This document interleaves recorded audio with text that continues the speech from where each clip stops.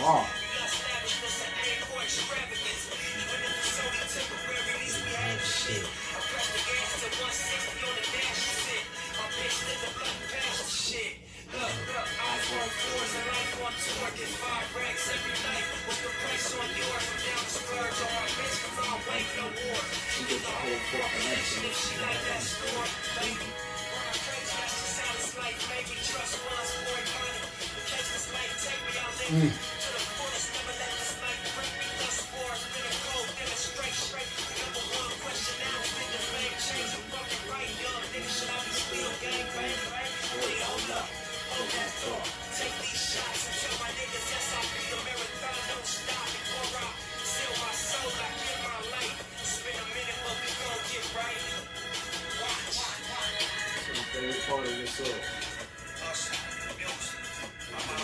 Mission and I'm all alone.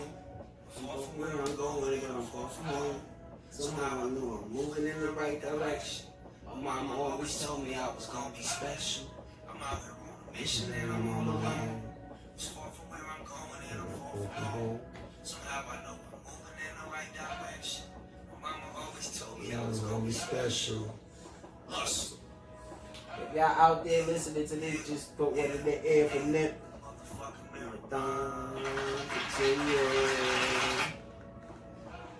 Yes.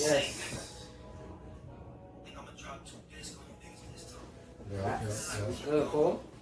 Back at it with the Dawn Core and Dricanhippie show. We are your hosts. Dawn Core. Dricanhippie back at it with another episode, Quarantine Edition. Quarantine. You know what I'm saying? But this episode is dedicated to Nipsey Hussle. You know what I'm saying? It's been a year. Late great. So we just gonna talk about him, celebrate him. You hear the music playing, we just gonna let it rock out, you know what I mean? Go ahead. It's crazy, bro. A lot of people, first of all, rest in peace to the late great Nip Hussle, man. And it's crazy. A lot of people feel like the year went fast. Yesterday. To me, it's been a long year, bro. Listening to him and all that, trying to remember everything. Yeah. Everywhere you go on social media, and still his presence on there. Yeah, I dreaded this 1 year anniversary because I kind of knew the love wouldn't be what it was last year. But I look past it because, this is somebody, I don't like to say idolize, but somebody that I drew a lot of inspiration and motivation in life from. Yeah. So it meant a lot to me. You know what I mean? So,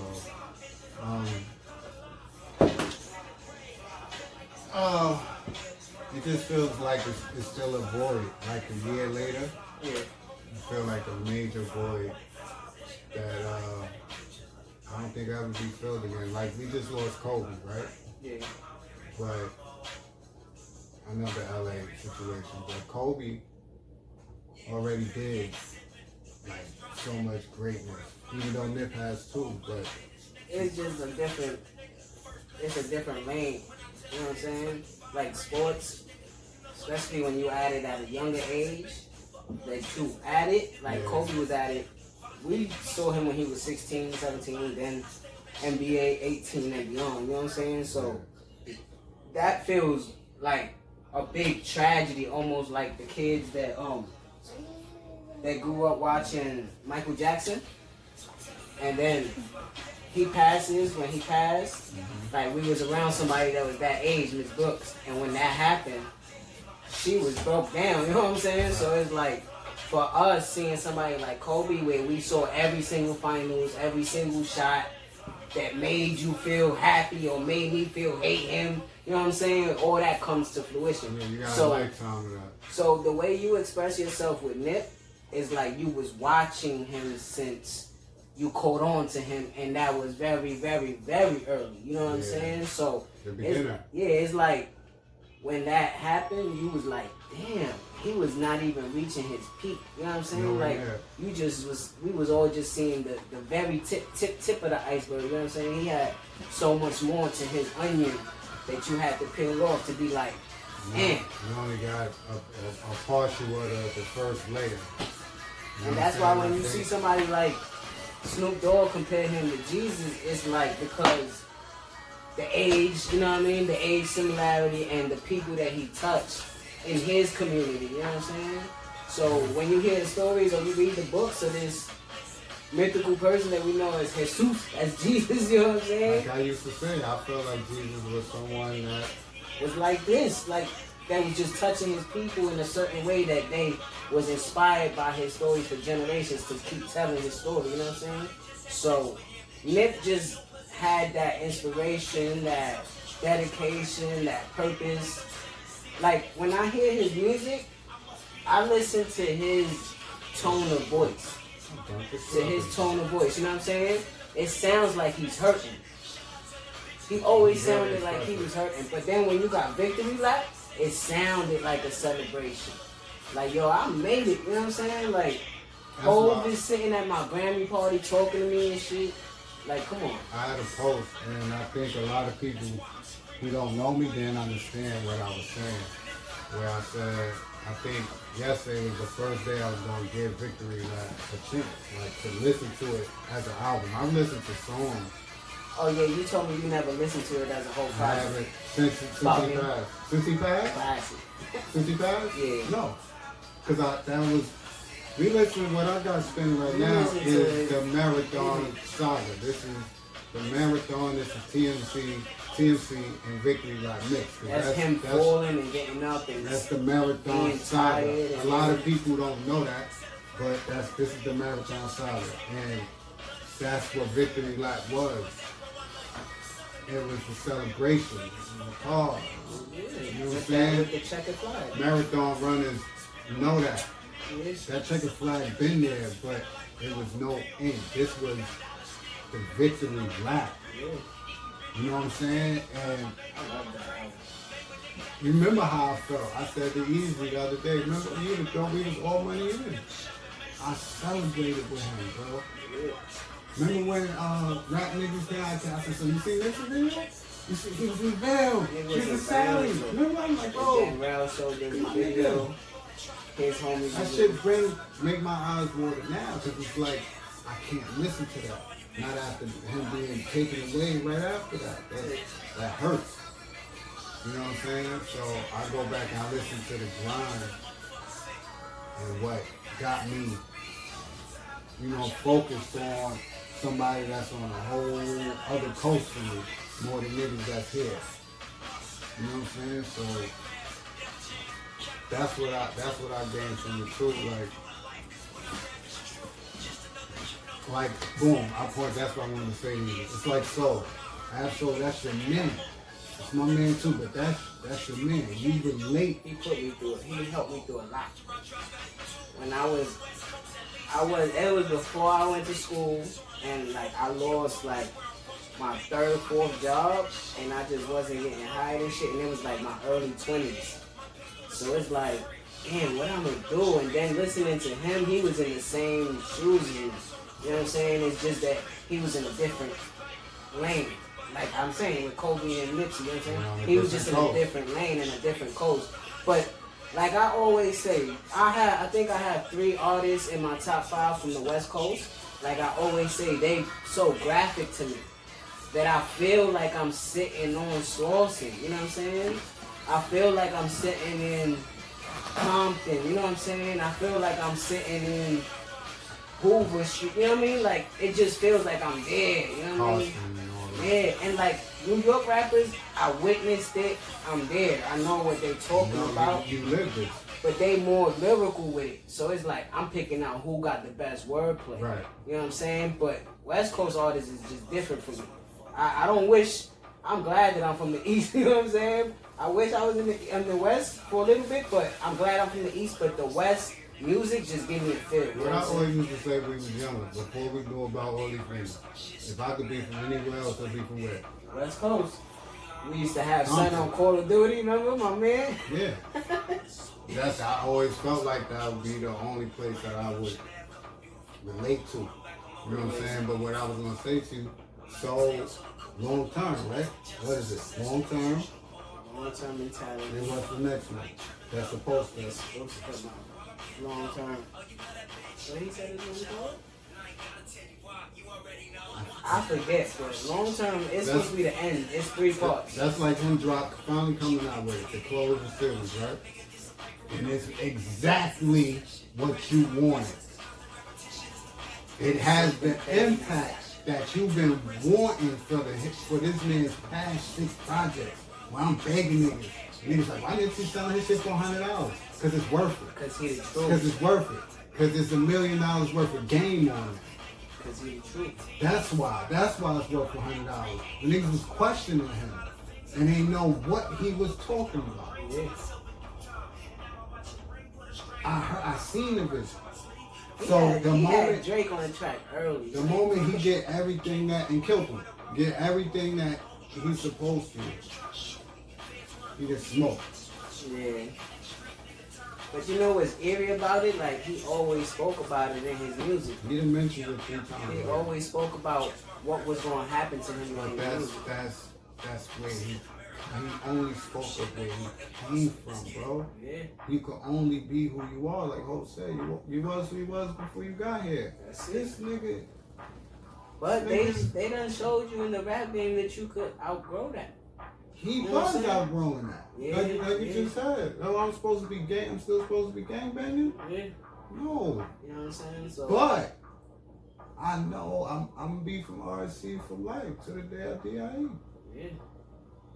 But then your people that seen your growth, they gotta let you go too. Like, you know what I'm saying? You can't be selfish and take him away for something as selfish as him being who he is. Like you said, you are who you are, you know what I'm saying? I can't have you around me right now until we clear up whatever's going on with you, bro. That's it. And you want to do what you did. You're being selfish. You know what I'm saying? You're being selfish. But the impact he had, for me, I just like the words that I always use for him, his dedication and his inspiration and the way that he just continued going with what he wanted to do. You know what I'm saying? So when he says that he gives out his music for free and he's 360 himself, 360 myself. and there's more music in his clothes and shows, that's the blueprint that I take from him. You know what I'm saying? You don't have to pay to be on this show. We don't have to pay. We don't have to have products on here to get ads and shit. You know what I'm saying? But if we do have some merch and y'all buy it, that's what's up. You know what I'm saying? You want to put forth now. You know what I mean? And like when I told Kels, Brian, yo, you got the teas and shit, he said, and the price I'm proud to pay. That comes from Nip. Proud to pay. Proud to pay. You know what I'm saying? That's his mindset. Everybody mindset that's at least in their 30s right now. They if you ain't grow up listening to Nip before he passed, and you did after he passed, in the game right now. you got this mindset now. You know what I'm saying? So it's like, keep going. That's why we got, what's this? Our 4th, 5th episode since the quarantine started. You know what I'm You saying? could have said we not doing nothing. Yeah, we could have said we on a hiatus. You know what I'm saying? And I'm having ideas of just going live with certain artists that we did interviews with. Just 10-minute conversations on live. It don't matter if we get an audience or not. Screen record it, put them together, and put an episode out on YouTube. You know what I'm saying? Straight like that. Run your race. Run your race, man. That's all he said, and that's all I'm carrying with me. But a lot of people like you, Louis, that I have around me, really follow his blueprint, you know what I'm saying, and understand it. I applied that to my life. To my life. It wasn't And it's hard to like really explain now, and it's fucked up because I was explaining this prior to this man's death. I was saying this, bro. If niggas just paid Nip attention the way you did everybody else, you'd be good in life. The same way you absorb, the same way you absorb all these pill popping, weed sipping dickheads. You get everybody loved. What was that whole shit? When he was giving game 444. That's because people grew up with it. You know what I'm saying? Yeah, but all Nip shit is 444 shit. It is. It is. What's your? When you think Hov got the idea of doing some 444 shit? What's your? Let me just ask you. You think that came from him? What's your top 3 projects of him? Just not to put you in the spot, just that you really like listening to. TMC, my favorite project from Marathon, and I'll probably say Crenshaw. I love Crenshaw. The one Marathon, the one with the black cover with the words on his face. The black cover with the words on his face. That Marathon. Yeah. That one. And fuck it, I'm gonna say, I know you're gonna hate it. This right here, Victory Lap. I just love Victory Lap. But you know what I'm gonna give a honorary mention to? I might let it bump this. I think Slauson Boy.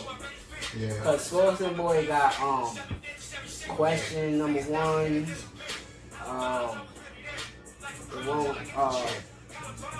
The one where he's like, he don't never get scared, he put his chest out. What's the name of that song? I don't know, but that mixtape is fire. That Slauson Boy. Yeah. And I love the cover.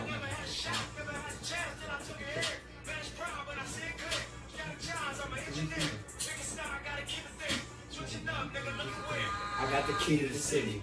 But yeah, so what else you want to tell people about Nip?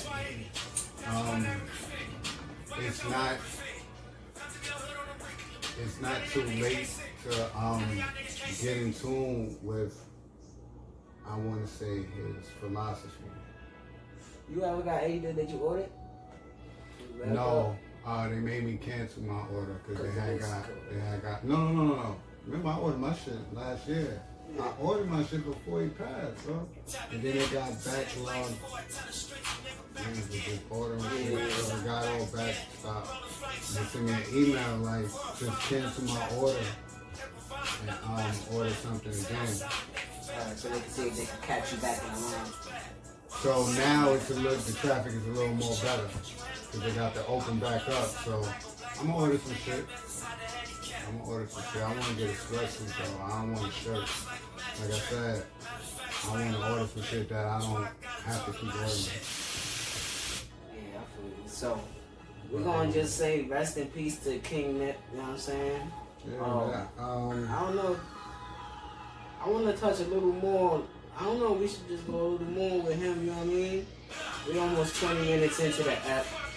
How did you feel the reception about his 1-year anniversary was? Like, remember last year was like the world stopped, bro. It was almost the same thing. Yeah? Yeah, to me, it was almost the same thing where people paying their respect, they stopped even worrying about this corona shit.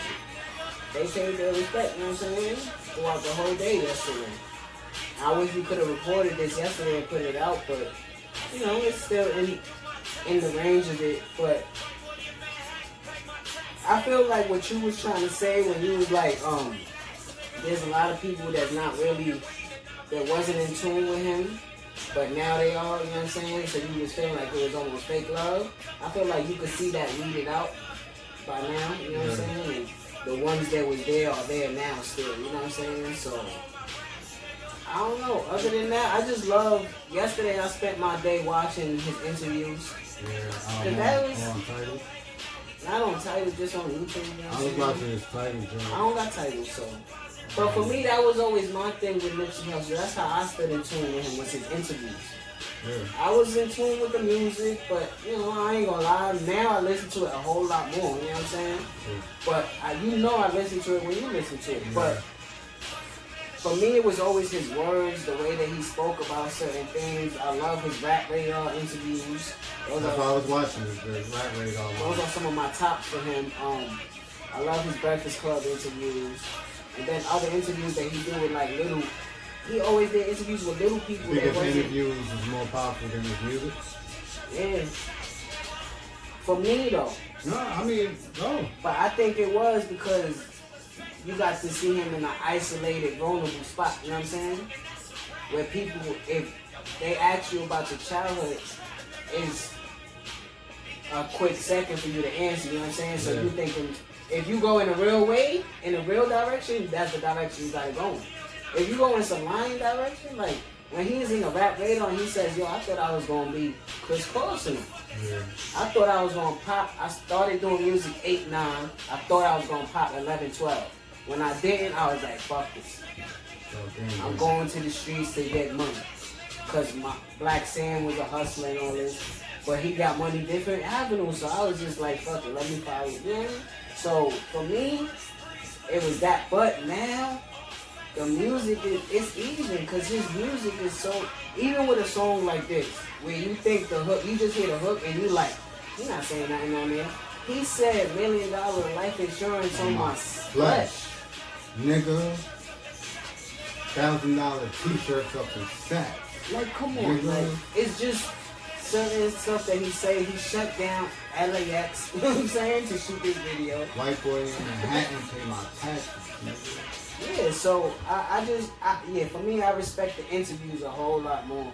All the personal videos that they have of him and his kids, him and his homies, you know what I'm saying? All that stuff. I like all that stuff because he treated himself as a business. Yeah. He treated himself bigger than what he was at the time that he was. So when you look back at that old stuff, before it was the marathon store, Wow, yeah, and when it was a parking lot, I'm like, wow, that's him. And then you see him in the BET Awards, you be like, that's him. It's still him. There's people, I see people be like, damn, I missed out on that. Yeah. What was you focused on at that time?